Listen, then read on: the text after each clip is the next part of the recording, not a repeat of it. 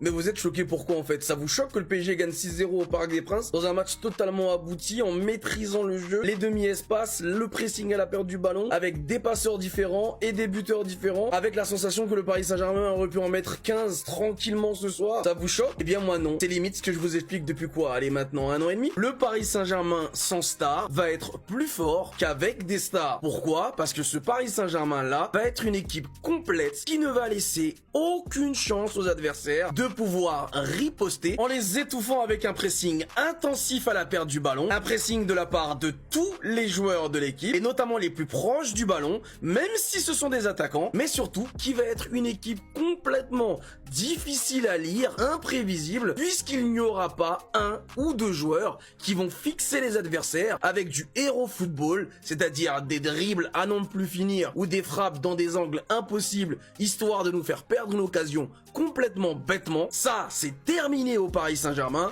Les joueurs vont courir pour le collectif, l'équipe va défendre ensemble, attaquer ensemble, construire ensemble, et tout le monde va être heureux dans cette équipe, tout le monde va avoir envie de jouer, puisque l'entraîneur va laisser sa chance à tout le monde. Il n'y aura donc pas une star au Paris Saint-Germain, c'est tout simplement le Paris Saint-Germain qui est redevenu la star de sa propre équipe. C'est deux projets qui nous a été initiés par Nasser El Khelaifi et Luis Campos il y a maintenant 1 an et demi. C'est la raison pour laquelle Luis Enrique a signé au club, et c'est par ce discours-là que des joueurs doivent signer sur le mercato ou non. S'ils veulent être la star de l'équipe, ils ne sont pas les bienvenus au PSG. S'ils veulent s'intégrer dans le collectif, ils sont les bienvenus. En tout cas, le Paris Saint-Germain en 2 matchs a inscrit 10 buts. Joao Neves a déjà fait 4 passes décisives. Dembélé en a déjà fait 2. Bradley Barcola a déjà inscrit 3 buts. Lee Kang-in en a inscrit 2. Et plein de joueurs du Paris Saint-Germain ont déjà commencé à stater. Preuve encore une fois que Luis Enrique avait totalement raison. Vaut mieux avoir plusieurs joueurs qui mettent 10 à 12 buts que d'avoir un seul joueur qui t'en met 40. 4 passes décisives en 70 minutes. 4 passes décisives en 70 minutes. C'est un fou furieux. En fait, j'ai tout compris. Il a le acquis de l'observation. Vous voyez le mantra dans One Piece. Il voit tout avant tout le monde. Ses passes, c'est des missiles à tête chercheuse. Il trouve toujours le bon endroit. Est-ce que vous êtes au courant que l'année dernière, le meilleur passeur de Ligue 1, il avait 8 passes? En 70 minutes, il a fait la moitié de toute la saison dernière de Ligue 1. En plus, au-delà d'être décisif, sa volonté d'aller toujours vers l'avant, toujours trouver une passe qui casse les lignes, ce qu'on reproche à Vitinha lors de ses débuts. Un scanner dans la tête, il sait ce qu'il y a derrière lui, il sait ce qu'il y a devant lui, il sait ce qu'il y a à gauche, il sait ce qu'il y a à droite, et il sait où il faut mettre la balle. Entre la droite et la gauche, derrière, il est fou! Je regarde, j'observe son match depuis le début, je fais un focus sur lui. Et je vous jure que le PSG a un crack entre les mains. Plus son association avec Vitinha, ils sont hyper complémentaires. Il a toujours le bon tempo. Il sait quand catalyser, quand calmer le jeu, récupérer le ballon, voilà, organiser, repasser derrière. Il sait quand il faut faire la passe qui casse des lignes, qui accélère. Il le fait jamais au mauvais moment. Il le fait toujours au bon moment. Ce que je vois sur ces 2 matchs, je suis pas dans la culture de l'instant. Il va marquer beaucoup plus le Paris Saint-Germain que Verratti, je le dis. Voilà, j'ai pas peur. Parce que Verratti, en fait, il avait cet aspect défensif et cet aspect de ressortie de balle. Lui, il a tout ça, plus l'attaque. Il sait marquer, il sait faire marquer. 1, 2, 3, 4. Ce petit agneau là. C'est donc ça maintenant? Vous comprenez toujours pas? Tellement il occupe les joueurs adverses, tellement ils sont obligés de le prendre à plusieurs. Regardez l'espace qu'il libère à ses coéquipiers dans l'axe. Ah oui, mais bien évidemment, c'est pas tout, puisqu'il sait aussi déborder, percuter, marquer. Et comme si c'était pas assez, c'est descendre, défendre, récupérer des ballons, se projeter et faire marquer ses coéquipiers. En fait, on se rend pas compte. On se rend pas compte du joueur de fou qu'il est en train de devenir. Comment un ailier peut être aussi complet que ça? Vous savez ce qu'il va devenir s'il maintient ses efforts, ce mec? Kylian, j'en parle même pas. Il va le faire oublier à tous les supporters parisiens. Si ce n'est pas déjà fait, bien évidemment. Et là, ce qu'il a montré, sans aucun complexe, quand le Paris Saint-Germain cherche quand même un certain leader offensif, et qu'il vient assumer pleinement ses responsabilités. Je suis désolé, c'est trop, il m'a beaucoup trop impressionné. Niveau engagement sur le terrain, c'est pas souvent qu'on voit ça chez les ailiers. Et pourtant, ce qu'il a montré aujourd'hui montre bien avant tout qu'il est là pour le bien de l'équipe avant de penser à soi-même. Et maintenant que Kylian n'est plus là, ça va lui laisser libre l'autoroute A7. Faudra être là à la fin de la saison quand il faudra faire les comptes. Parce que là, il fait que de gagner du rythme. Et quand il sera vraiment à l'aise, là, vous avez encore rien vu, je suis sûr.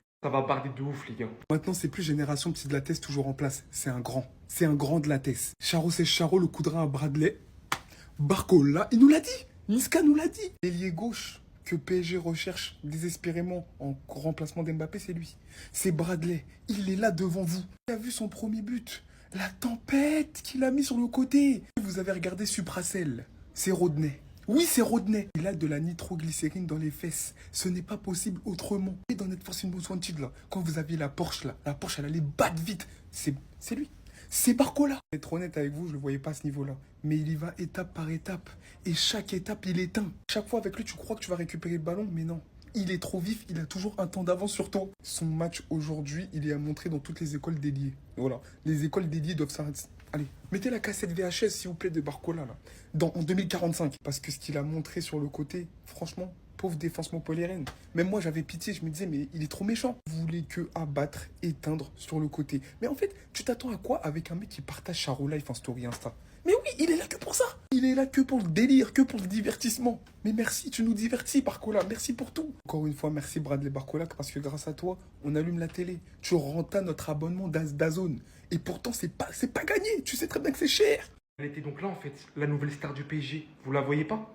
C'est son collectif. C'est donc ça le Paris Saint-Germain sans superstar. Il va faire oublier Kylian Mbappé à tous les supporters du PSG si ce n'est pas déjà fait. Quand on vous dit que les jeunes joueurs de la nouvelle génération qui arrivent sont de plus en plus complets, de plus en plus forts et très rapidement, c'est à voir son match aujourd'hui. On va pas parler uniquement de Kylian, mais de tous les ailiers. Sur son dévouement sur le terrain, c'est l'un des meilleurs. En plus de son travail remarquable sur son côté, ses débordements, sa vitesse, sa percussion et sa finition, le fait qu'il descend aussi bas, récupéré sur le deuxième but. Là, franchement, maintenant que Kylian est parti, et s'il poursuit ce genre d'effort, il va littéralement devenir l'un des meilleurs. 9 passes décisives, c'était le nombre de passes des maximum que Ousmane Dembélé avait réalisé en Ligue 1 la saison dernière. Le max du championnat. 4 passes D en 70 minutes. Au bout d'un moment, il faut comprendre un truc. Quand un joueur est capable de réaliser ça en si peu de temps, c'est qu'il faut se rendre compte de la connaissance footballistique que ce mec a. Et surtout sur sa vision de jeu et sa qualité de passe qui vient compléter tout ça. Il joue toujours de l'avant, essaye jamais de reculer. Aucune pression et ce, même devant les derniers mètres. Non, là, franchement, aux côtés de Vitinha, de Warren Zaïre-Emery, d'ailleurs lui-même qui était tellement à l'aise à la fin du match, il s'est mis à faire des petits ponts et marquer des buts. Il était de son côté littéralement de partout sur le terrain. On tient une sacrée pièce au milieu. Défensivement irréprochable, Donnarumma a fait l'arrêt qu'il fallait au bon moment. Il y a de l'envie dans cette équipe et ça s'aperçoit clairement. Dès la perte de balle, l'engagement est clair et net sur le porteur du ballon. Ça essaye de récupérer très haut sur le terrain. Ça cherche très rapidement la projection et surtout le but. Cette équipe a faim. Là, Lucho, il a mis quelque chose de réel en place. Si l'équipe, comme je l'ai dit, maintient ses efforts, ça peut faire très très mal. Waouh, ça faisait tellement longtemps que j'avais pas vu le Paris Saint-Germain jouer de la sorte, les gars. C'est une dinguerie, comment c'était fluide. Là, on peut le dire, la nouvelle star du Paris Saint-Germain, les amis, c'est pas Bradley Barcola, c'est pas Joao Neves non plus. Et Ousmane Dembélé, c'était le collectif, les amis. Ils étaient tellement agréables à regarder jouer. Depuis le début de la Liga, les amis, ce milieu du Paris Saint-Germain m'impressionne de plus en plus. Ces deux Portugais là, Vitinha et Joao Neves, mais quel bijou. Zaïre-Emery, lors du premier match du Paris Saint-Germain face au Havre, les amis, je l'avais trouvé moyen, mais dans ce match, les amis, regardez le bijou qui nous a sorti. Petit pont, but.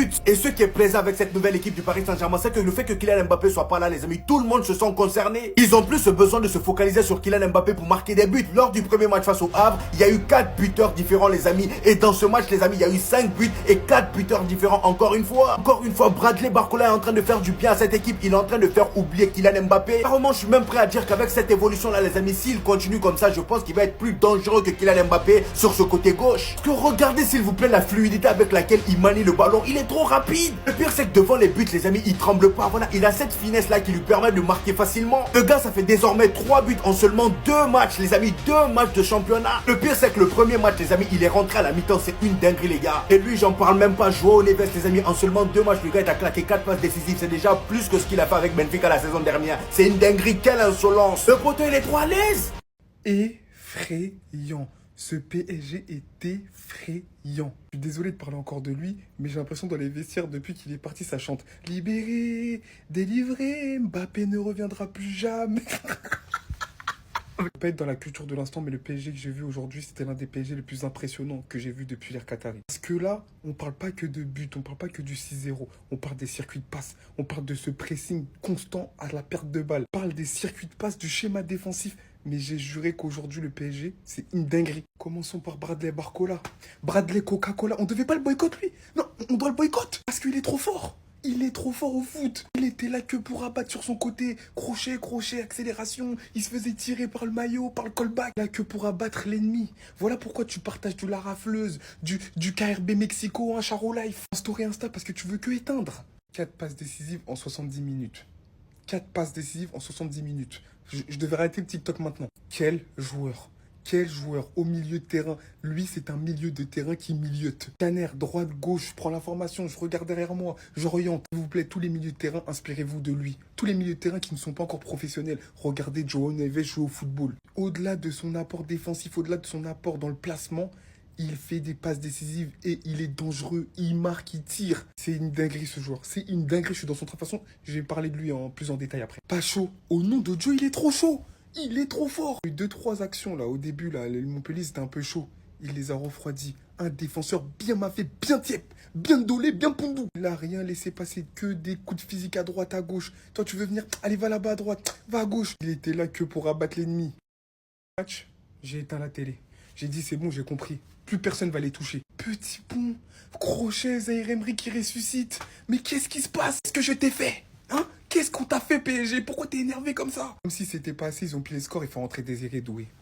Un joueur doué, comme son nom l'indique. Très belle entrée de Désiré Doué, mais très belle aussi entrée de Kanguinli. En vrai, j'aurais pu citer Hakimi, j'aurais pu citer Nuno Mendes, j'aurais pu citer en fait tout l'effectif. Bravo Luis Enrique, parce que pour l'instant, ce que tu fais, c'est une équipe. Là, ce que je vois, c'est une équipe. En fait, quand je vois João Neves jouer, je peux pas m'empêcher de me dire que Benfica, ils ont aucune ambition. Comment on peut vendre ce gars-là? Il est trop fort. Le gars, il joue au Paris Saint-Germain comme s'il était là depuis longtemps. Il vient tout simplement de battre un record depuis Neymar, les gars. Personne n'avait fait autant de passes décisives pour ses 2 premiers matchs en Ligue 1. Le gars, il vient en seulement 2 matchs, il est déjà à 4 passes décisives. Dites-vous qu'il a fait plus de passes décisives qu'avec Benfica la saison dernière. C'est une dinguerie, il n'a pas le temps. Dites-vous que ça n'a jamais été réalisé ces 20 dernières années. C'est juste une dinguerie. Et bien évidemment, s'il faut parler de nouvelles recrues, comment ne pas parler de Pacho? Le gars, il joue au Paris Saint-Germain. Voilà, j'ai comme l'impression que c'est lui le capitaine de la défense. Voilà, Marquinhos à côté de lui, c'est rien. Il est tellement serein, il est tellement rassurant. Ça en devient même. Car moi, je me dis, mais il est là depuis quand? Il se complique pas la vie, il joue simple. Voilà, il fait son boulot comme on le demande. Aujourd'hui, je l'ai même trouvé meilleur que Marquinhos. Franchement, si cette équipe du Paris Saint-Germain a bien joué aujourd'hui, c'est grâce à son milieu. Ils ont bien fait le lien entre la défense et l'attaque. Franchement, ils étaient partout. Dans la récupération de balles, dans les sorties de balles, à chaque fois que la défense perdait le ballon ou que l'attaque perdait le ballon, ils étaient toujours là à faire le sale boulot. Sancho, en tant que faux neuf, j'ai énormément kiffé. Et le pire dans tout ça, c'est que c'est même pas un vrai neuf. Il a juste été impeccable aujourd'hui dans ses passes. Regardez la passe qu'il a fait pour le 5e but. Voilà, le but de Zaïre Emery. Le petit pont et ensuite but là. Franchement, là, le Paris Saint-Germain, ça sent très bon. Quand je vous disais que Bradley Barcola attendait seulement que Kylian Mbappé dégage du Paris Saint-Germain, c'était pas une blague. Là, je peux le dire haut et fort, le Paris Saint-Germain détient son crack générationnel. Là, j'espère que Florentino Pérez n'était pas devant sa télé. Sinon, encore une fois, c'est foutu pour le Paris Saint-Germain. Parce que sinon, lui aussi, dans 2 ans, on va le prendre pour aller déséquilibrer notre équipe, vu que nous, on aime ça. Le gars, il est déjà à 3 buts, les amis. 2 matchs, 3 buts.